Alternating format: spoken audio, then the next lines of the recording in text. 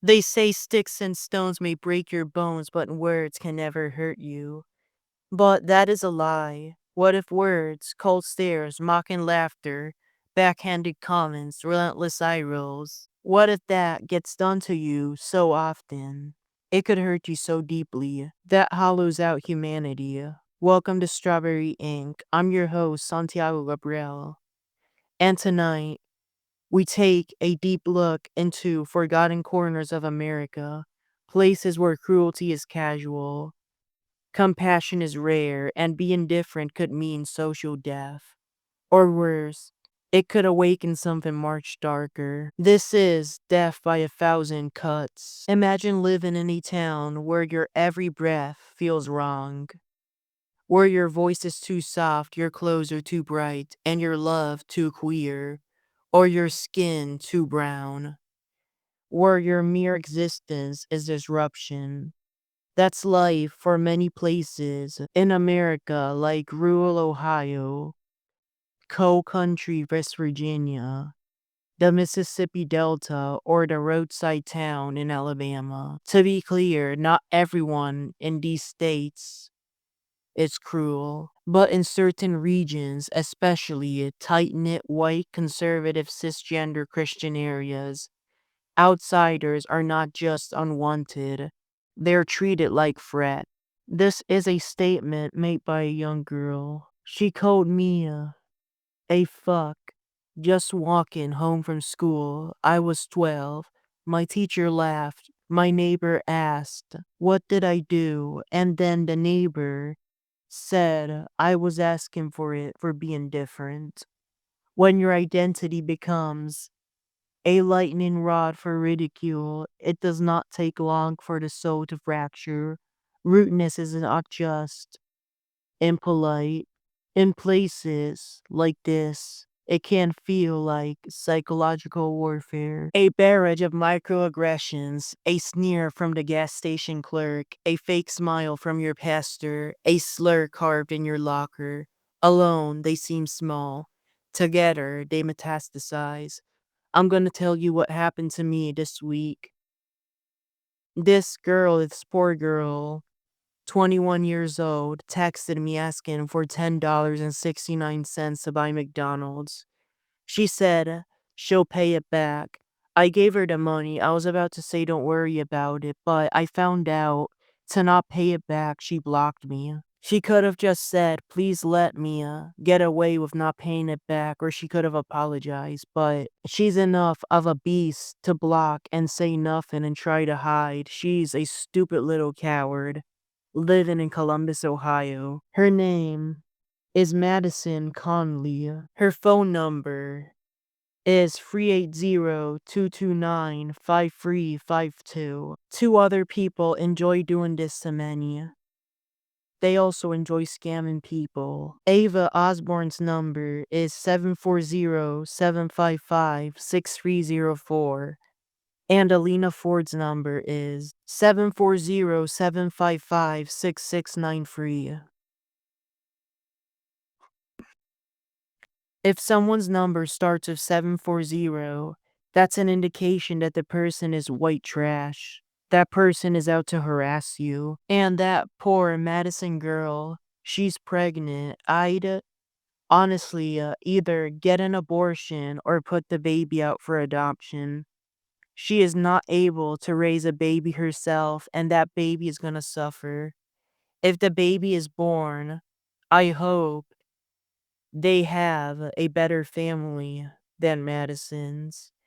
And I also hope that God does what's best for this baby, even if it is to have the baby suffer a miscarriage in order to join the heavens a lot earlier than have to go through such a harsh life with this terrible mom. We've glamorized mass violence as the product of mental illness, gun culture, and pure evil. But we do not talk enough about the role of social cruelty. What if the trigger is not just inside the killer, but all around?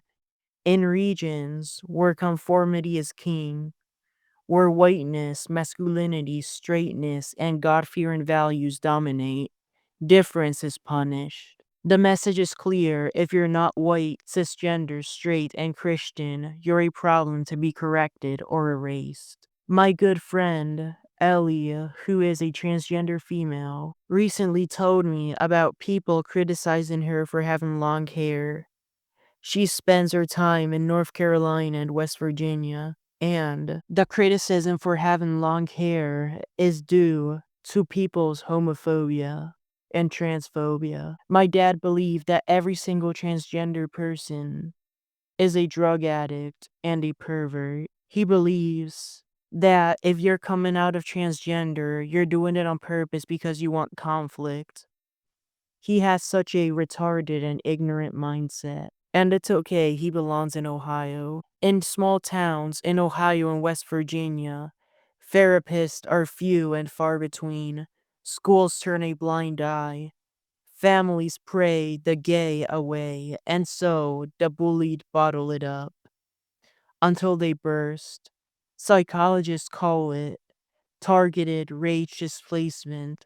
We call it the point of no return. Let's not sugarcoat it.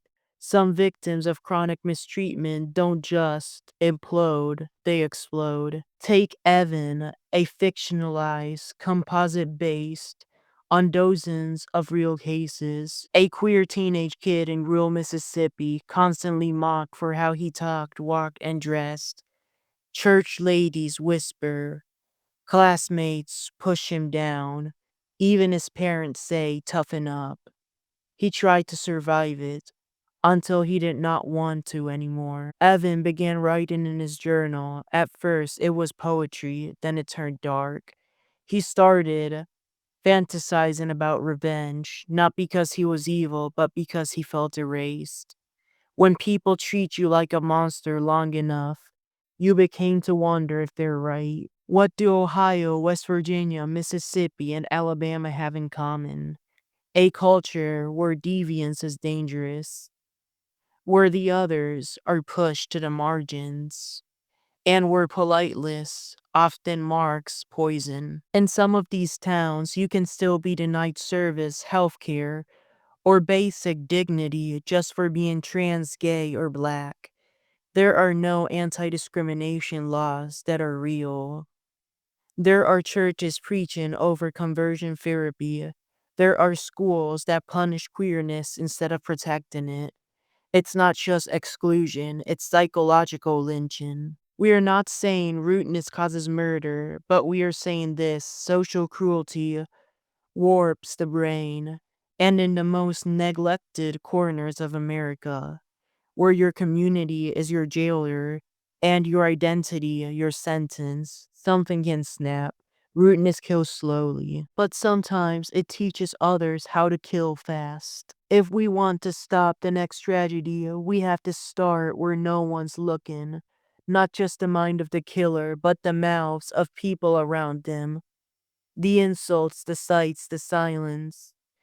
In lots of those white areas, the typical white trash has a hard time spelling and a hard time wrapping up a sentence without saying the F word or any other words like that. It looks as if they never went to school. It costs nothing to be kind, but cruelty could cost someone their life or someone else's. This has been Strawberry Ink. Stay safe, speak softly, and for God's sake, be kind. If people are not being kind to you, reach out to me. strawberryink6@gmail.com. Have a good rest of your day.